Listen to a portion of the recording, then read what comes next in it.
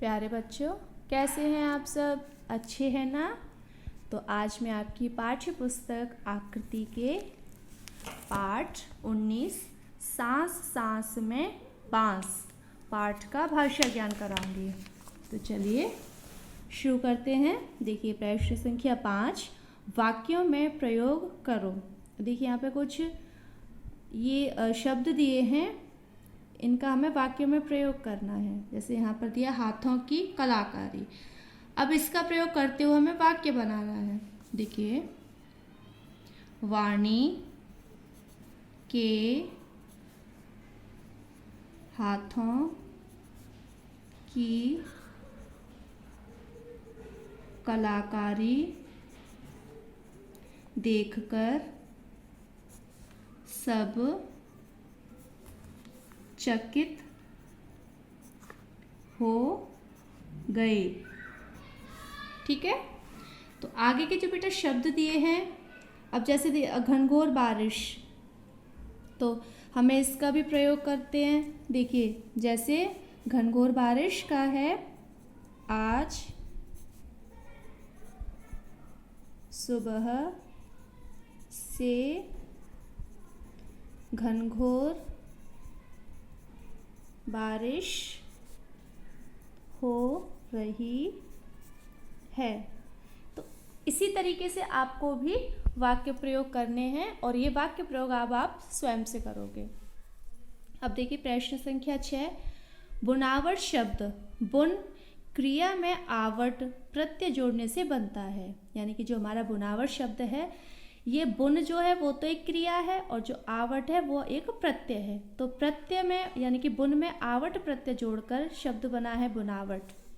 इसी प्रकार नुकीला, दबाव, घिसाई भी मूल शब्द में विभिन्न प्रत्यय जोड़ने से बने हैं।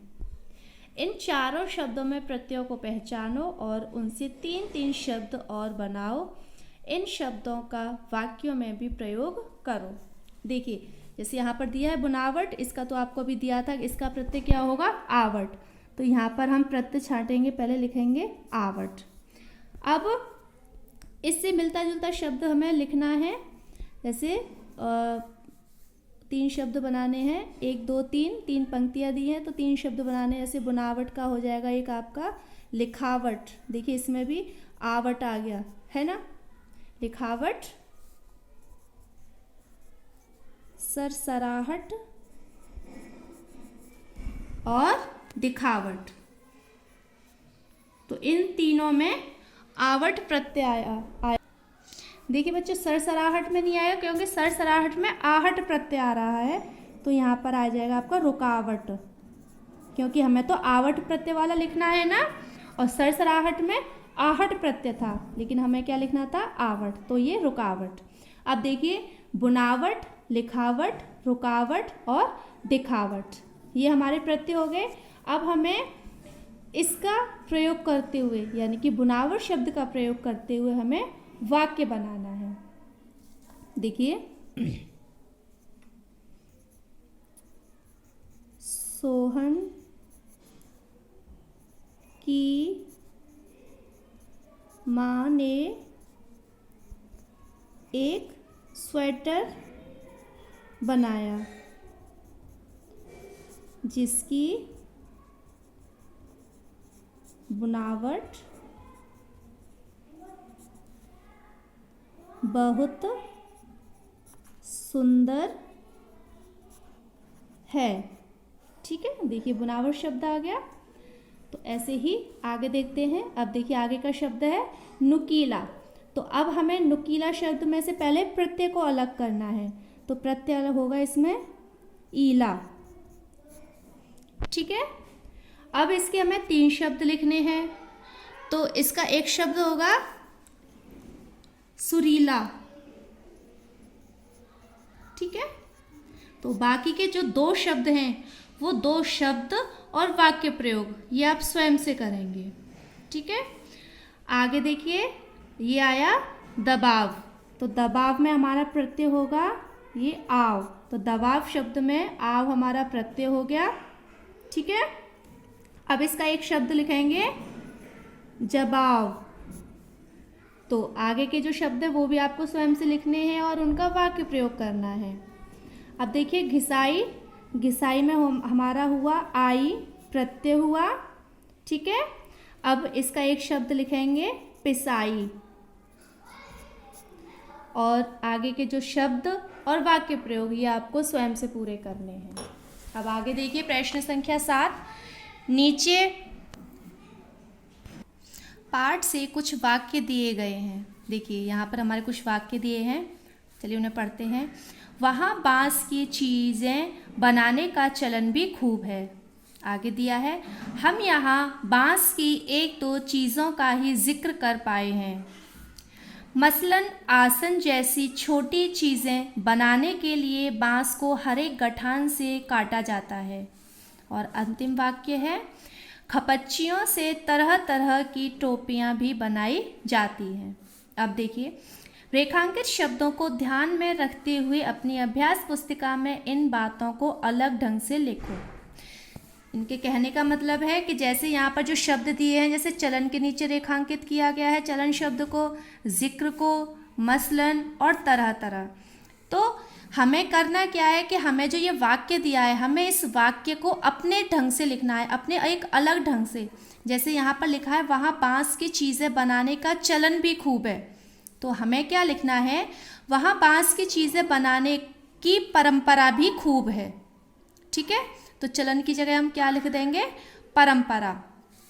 ऐसे ही हम यहाँ बांस की एक दो चीज़ों का ही जिक्र कर पाए हैं, तो जिक्र की जगह हम क्या बता सकते हैं, यानी कि चीज़ों के बारे में ही बता पाए हैं। तो हम लिखेंगे कि हम यहाँ बांस की एक दो चीज़ों के बारे में ही बता पाए हैं, ठीक है।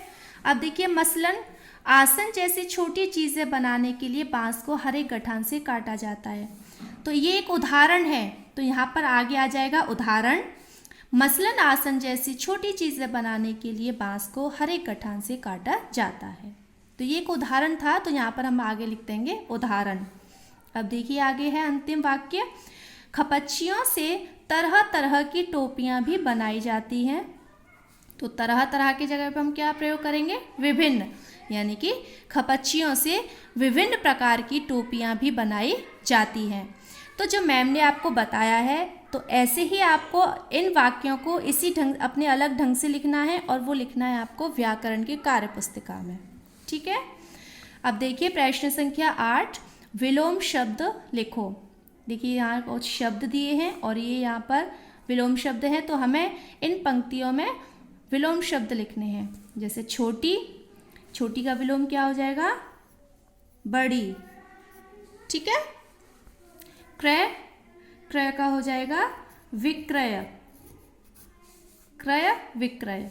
तो ऐसे ही आगे के जो शब्द दिए हैं इनका आपको स्वयं से विलोम शब्द करना है।